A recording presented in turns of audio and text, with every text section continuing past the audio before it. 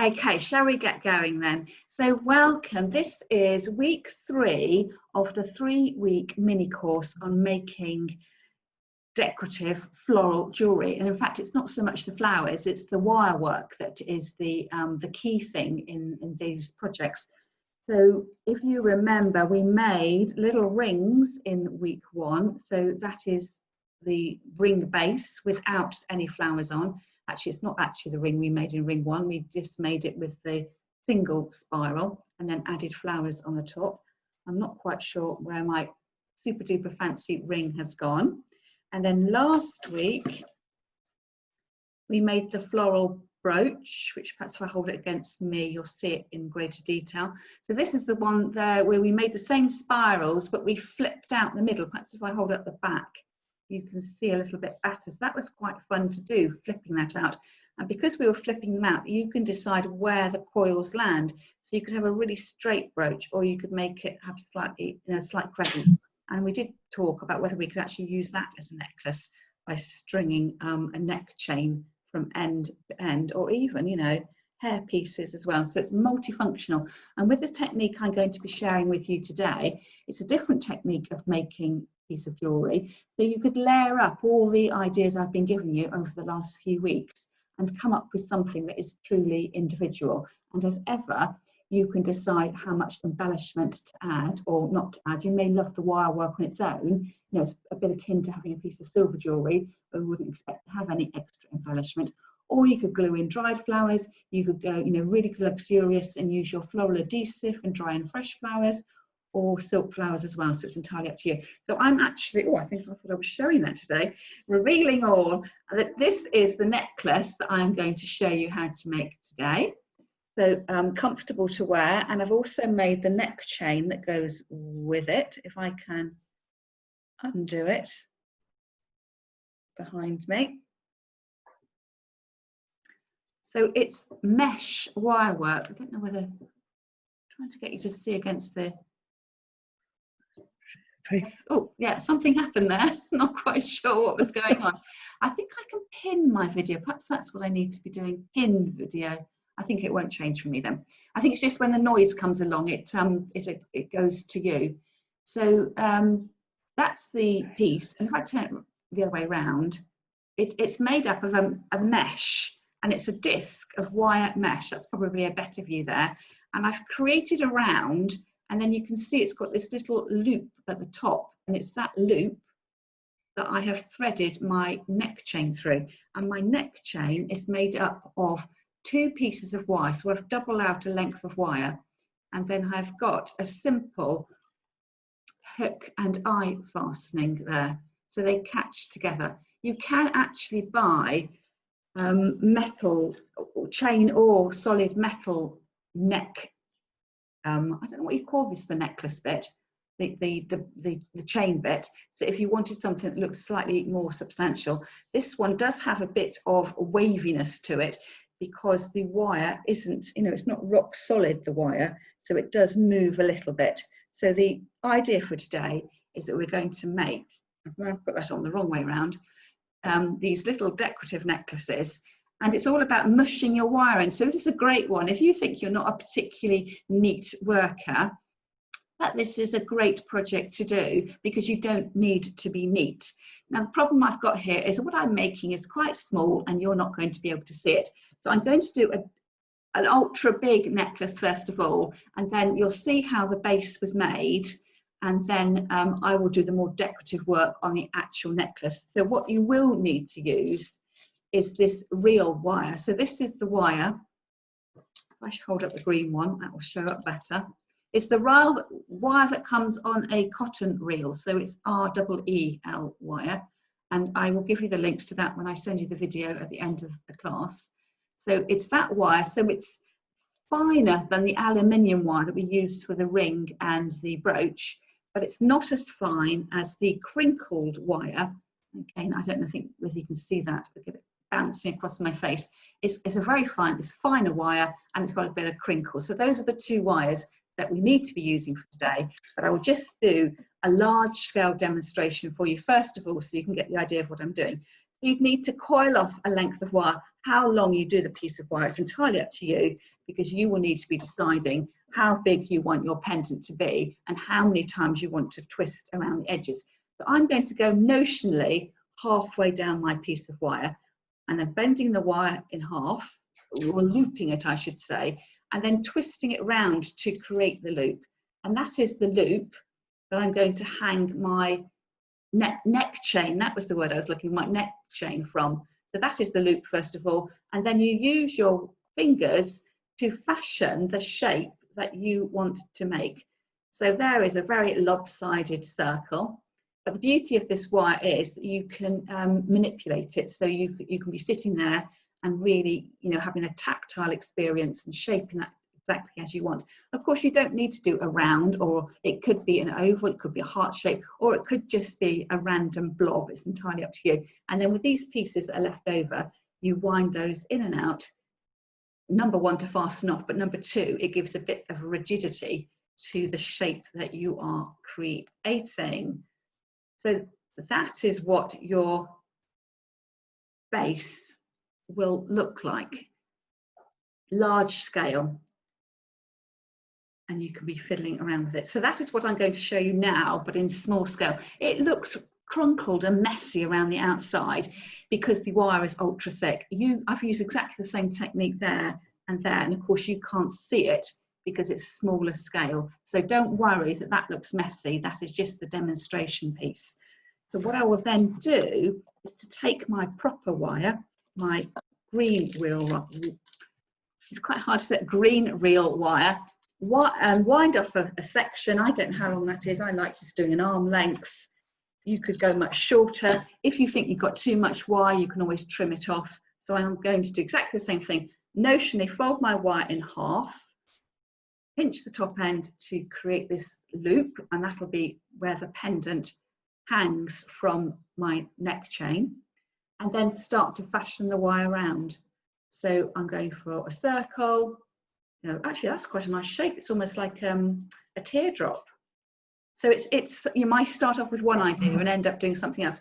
And then I'm weaving these bits of wire in and out to get rid of them, to fasten off, but also to just strengthen up a little bit. So that's managed to go all the way round and across the other side as well. And round and back.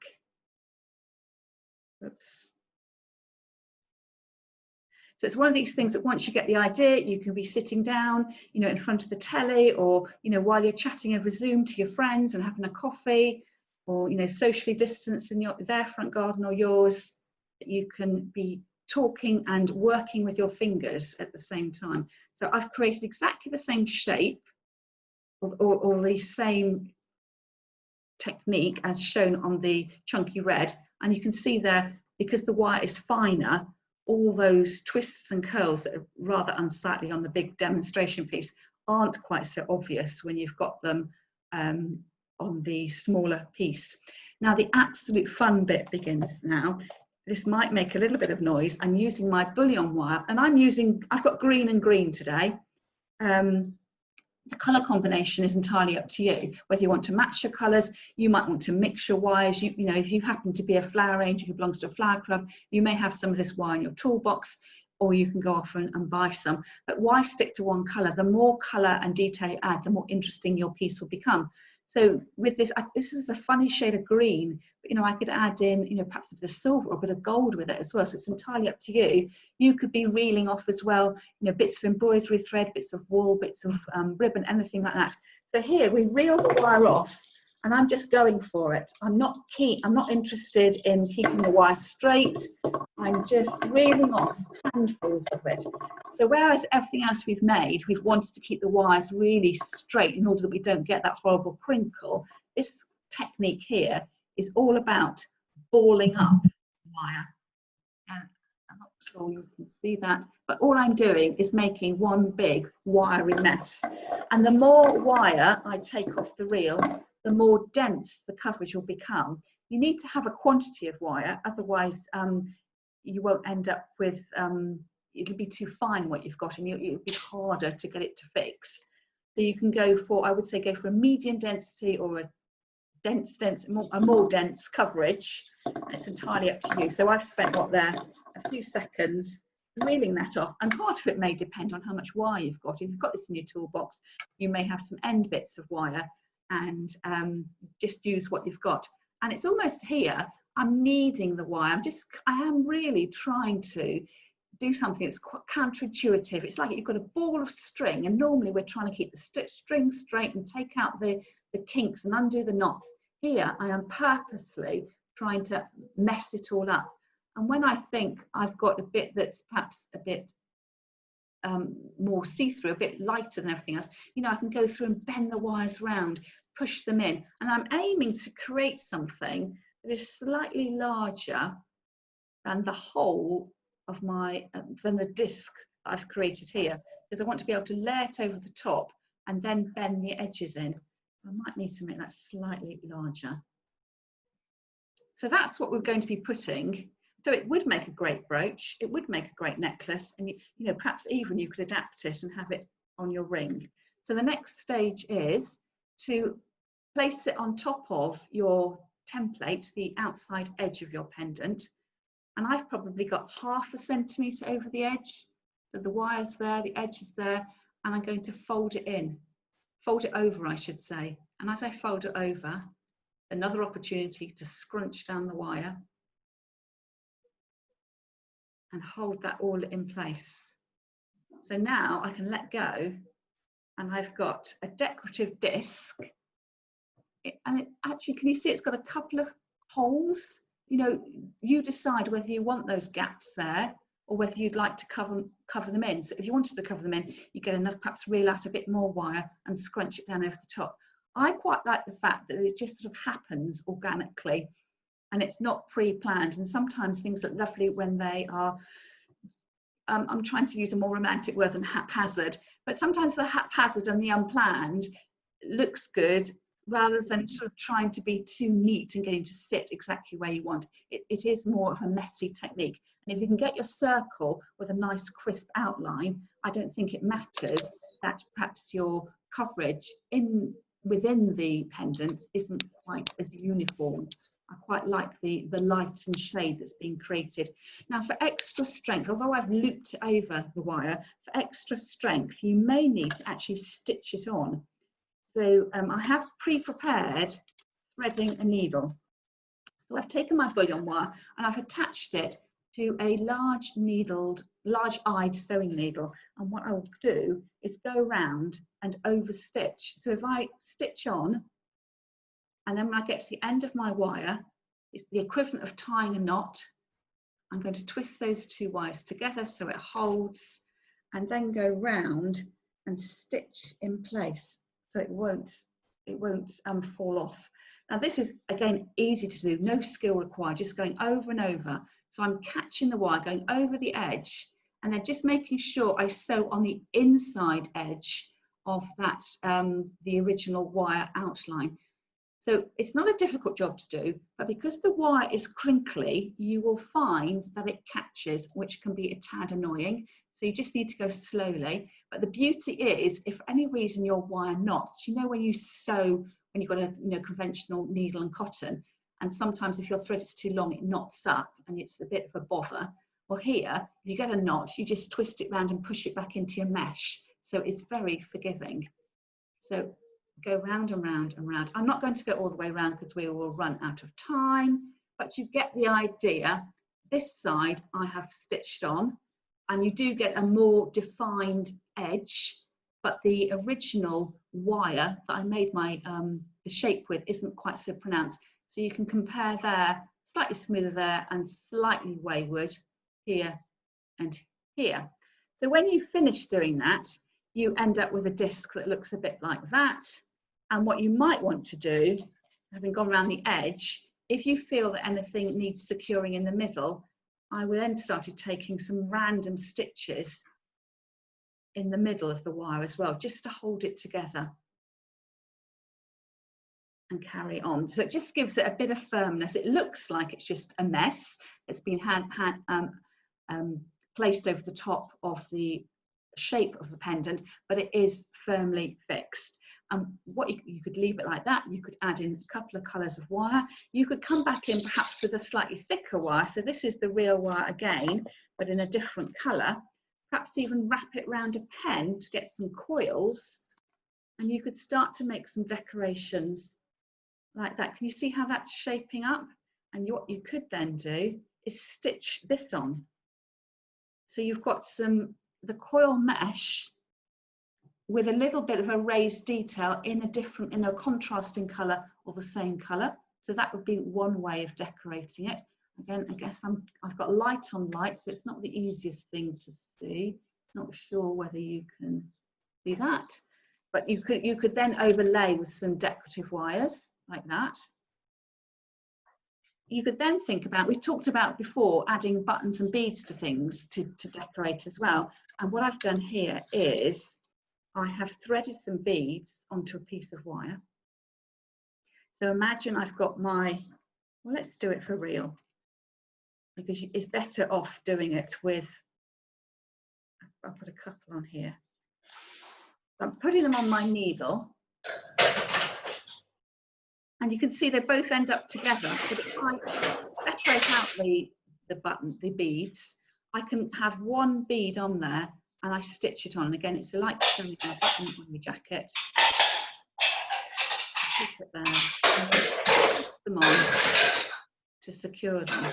I will show you in the video in the playbook afterwards how to do that. But that's how you would attach beads onto it. And I would start off, for ease, it's much easier if you have on your thread, and then you can position them down, or you could do it individually. So I've ended up with two there, and if I wanted it on the other side, and if say I wanted one over here, I would come up over here. Again, it doesn't matter that in theory you've taken a massive stitch from one side to the other, because the wire is in a mesh, this loose mesh, and you can't tell that it's got a big running stitch in it. And then you take your next bead, add it in, and what I like to do is, like, once I get it on there, you see there's ways that I twist it so it just stays where I want it to go, and then you can position it where you want it and then stitch it on the other side. So you might decide you want to have a bit of beadwork, and you might decide, you know, fresh flowers, fresh, I was going to say fresh or frozen, fresh or silk. I've used a lot of these little hydrangea florets. So take a glue gun and a bit of glue, and you could add that in as well. So, you know, I've got the lighter coverage of wire there, the beads out there, so perhaps I could have that over there. So it's about making a statement, and you can see with the one I've made already that I wouldn't over cover your mesh, because it's part of a very modern, contemporary, fresh look. And if you're going to put flowers all over it, well, there wouldn't be so much point in making the wire work so decorative. So my only advice would be I think to go for more of a statement shape of flower. It needs to be quite flat, otherwise it's going to stick out a long way and it's going to roll forward. You want it to be quite flat, quite dramatic in shape, you know, a daisy shape, you know, something round and ranunculus that I've used before. I had a cherry blossom on the other piece of wire work, so something that is flat-ish. And then when you come to make your chain, of course, you need to decide where you want your necklace to sit. You know, do you want it up, you know, sort of choker level, mid-level, or do you want it, you know, really hanging down here? So you will need to measure out your wire and see what suits you and where you like to wear your necklaces. So, you know, around my neck, I want it about that long. I need to do some fixing, so I'll reel out a bit more, 5 centimeters more for that, and then I'm going to double up on the wire, because one single piece of wire is quite fine. So I'm doubling up. Actually, I'm just going to do this for demonstration purposes. Otherwise, I'm going to end up with loads of neck chains and nowhere to go. So you take your wire, measure it up, add a bit extra onto your fixings, and then double up. Because you're going to fold the wire in half to make it double thickness. But whereas before, I have folded things in half and then had my 2 cut ends together, I don't want the jaggy bits of the cut ends. What I'm going to do is to fold the cut ends into the middle, and they will get hidden.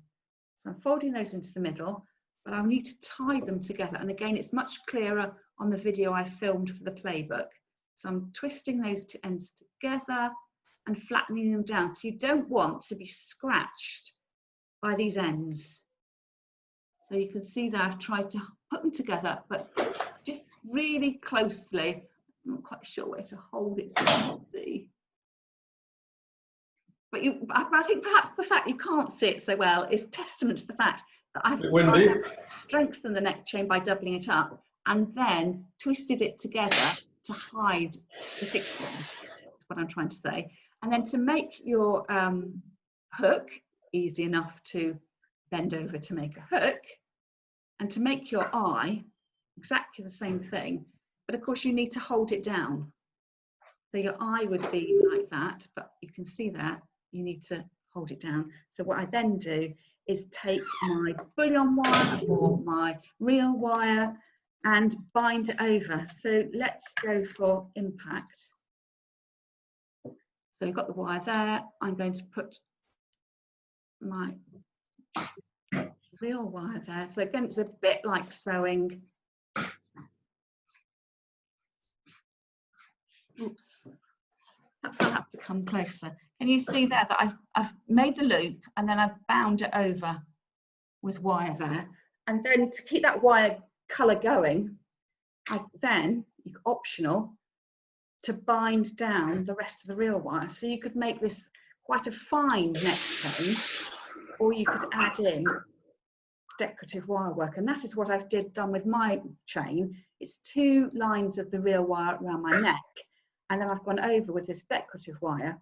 And then when I get to the other end, I can straighten out that hook, straighten it out, come to the end, leave myself a little bit to fasten off, because again, I don't want this spiky bit, and then go back on myself and just do everything I can in a really neat way to hide that fixing.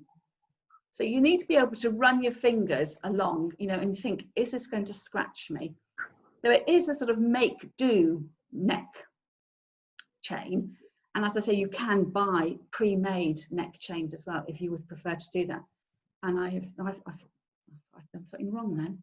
So then you bend your wire over to make the hook. I'm going to use my pliers, I think, to hold that down. Squeeze that little bit of wire out of the way. And then to fix it together, so I've got a hook there. No, I haven't. I've got a hook there. I've got the eye there, and you put the two together. So as you're opening and closing your necklace, you are threading your pendant on, like so, and then hooking it and closing it to do it up. You could do this, you know, make the chain with a piece of the aluminium wire, and it'd be nice and chunky to begin with. I think all you'd need to do then is just find the beginnings and the end. But I quite like the finer wire for this, so imagine that on the neck chain that I have.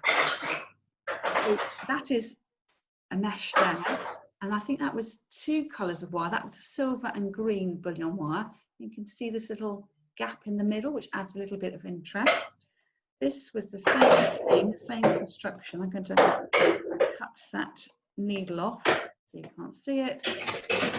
So you can probably see now that we started stitching around the edge, and I hadn't quite got round to this side yet. That's where you would neaten it up, and then decoration is down to you. And the next one that I managed to put on back to front there, he's wanting to twist round, is exactly the same. So I'm undoing from the back.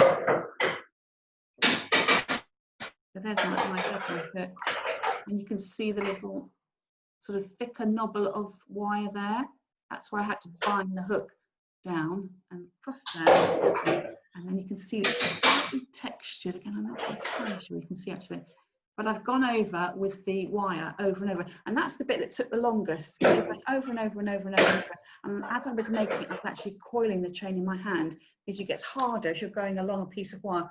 It's all right at the beginning, and then you get so far and you're sort of going over and over. So I did halfway around, start twisting again from the other end.